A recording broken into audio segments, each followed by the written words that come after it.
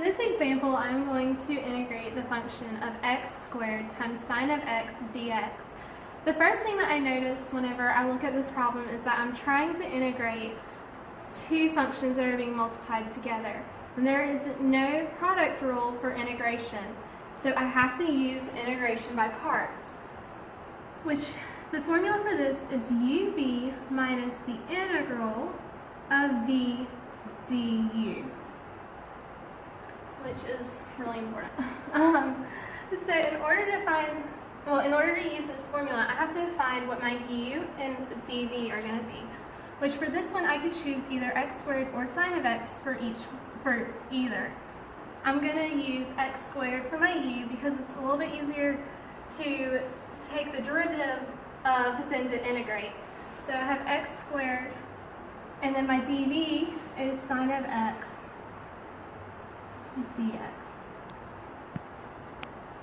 So now to find du, I have to I have to take the derivative of x squared, which is 2x dx.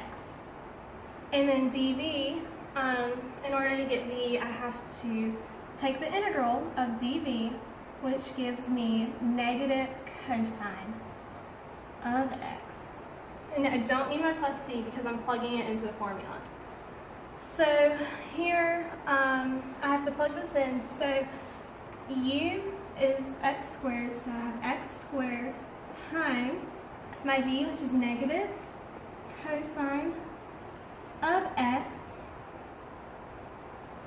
minus the integral of v du, and my v is negative cosine of x again, times my du, which is 2x dx. So from here, I need to simplify this as much as I can. So this is going to become negative x squared cosine of x minus the integral, and I'm actually going to pull out this negative and the 2 because they're constants that are being multiplied. So this becomes a plus 2 times the integral of x times cosine x dx. So from here, again, I notice that I have two functions that are being multiplied together that I'm trying to integrate, and I can't have that, so I have to use integration by parts once again. So I have to find my u, or define what my u and my dv are. So my u is going to be x because it's easier to differentiate that than to integrate it. And then dv is cosine of x dx, because that's what's left over. And then du, I just have to take the derivative of that, which gives me just dx. And then my v is going to equal sine of x. Okay, now I have to plug this back into this formula up here. So I have my uv minus v, or the integral of v du, which, yeah. So I need to plug in my u, which I said down here was x times my v, which is sine of x,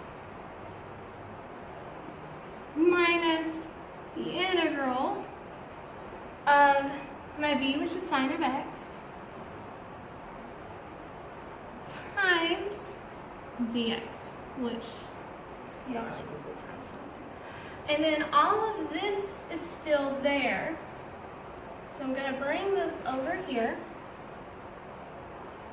So that becomes negative x squared cosine of x plus 2, and then I'm going to put this in brackets because that is all just that.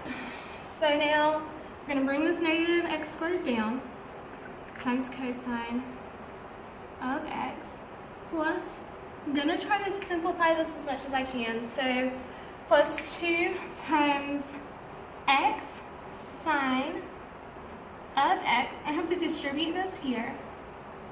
So that is going to become minus 2 times the integral of sine of x dx. Now I only have one function here, so I can go ahead and integrate that. So I have a negative x squared cosine of x plus 2x sine of x minus 2 times the integral of sine of x is negative cosine of x plus c. Now I just have to distribute that so that my final answer is negative x squared cosine of x plus 2x sine of x plus 2 cosine of x plus c, because if I distribute that, that's just going to become another constant. So that is my final answer.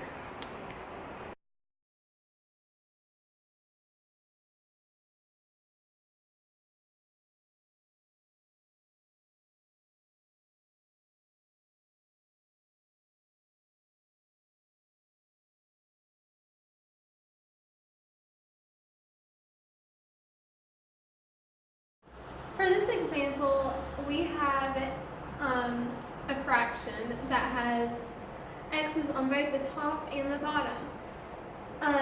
And the bottom is only 1 degree higher than the top. So we can decompose this and integrate it by partial fractions.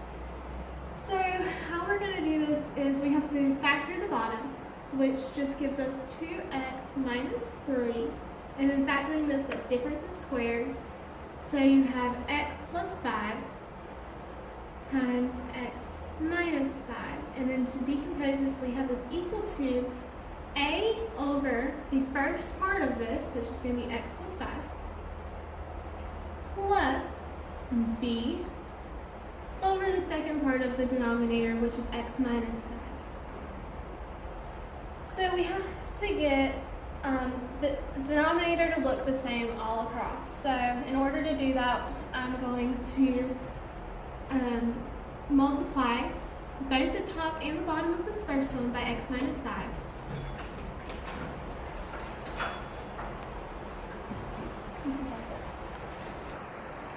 And then we're going to multiply this one by x plus 5 on both the top and the bottom.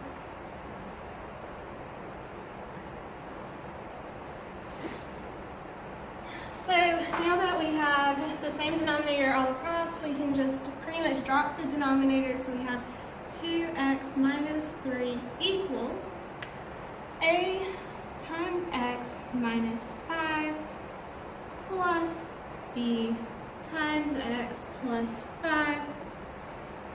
And then I have to make this to where I can solve for each of the variables. So what I'm going to do is set x minus 5 equal to 0 and x plus 5 equal to 0. So then we have x equals 5 and x equals negative 5. And then I'm going to plug these into this equation. So here I'm going to plug 5 in everywhere that x is. So 2 times 5 minus 3 equals a times 5 minus 5 plus b times 5 plus 5. So then that ends up zeroing out. So then we have 10 minus 3, which is 7, equals 10b. And then divide by 10 to get rid of the 10 there and get the b by itself. So then b equals 7 over 10. And now I'm going to plug in x equals negative 5 in order to solve for a. So then this becomes 2 times negative 5 minus 3 equals a times negative 5 minus 5 plus b times negative 5 plus 5. So this ends up zeroing out again, and we have negative 10 minus 3, which is negative 13, equals negative 10 a, and then divide by negative 10 to isolate the variable. That cancels, the negatives cancel, so then we have 13 over 10 equals a. So then I just plug this back into up there. So 13 equals 7 over 10 a.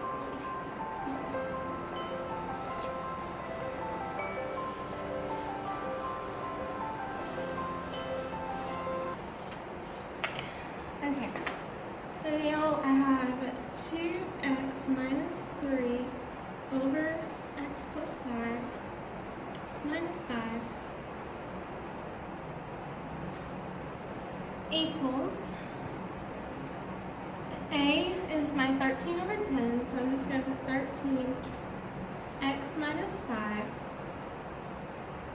over 10 times x minus 5 x plus 5, which is x minus 5s are going to cancel out, plus my b, which was 7 over 10, so 7 times x plus 5 divided by 10 times x minus 5 x plus 5. These x plus 5s are going to cancel. So now, whenever I integrate it, because this was integrated there,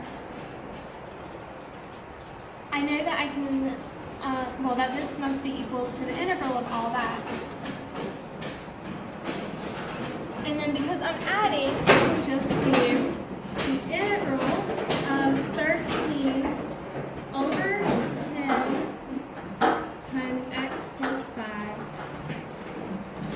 plus 7 over 10 times x minus 5. Oh, that was the integral of that, not dx. I would like to, if we can, not moving it.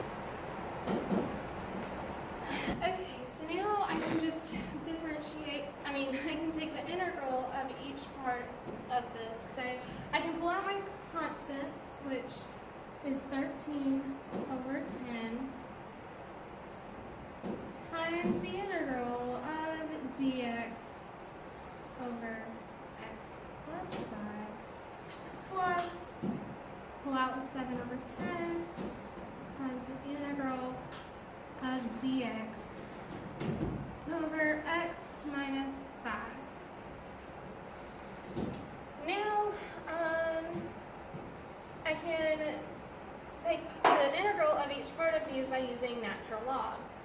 So I have 13 over 10, and then because this is just 1 over x plus 5, it would become ln of x plus 5. And this has to be an absolute value because ln's are always absolute value because they have to be positive, plus 7 over 10 times ln of x minus 5, because again this is just 1 over x minus 5, absolute value of that, plus c. And that is the final answer.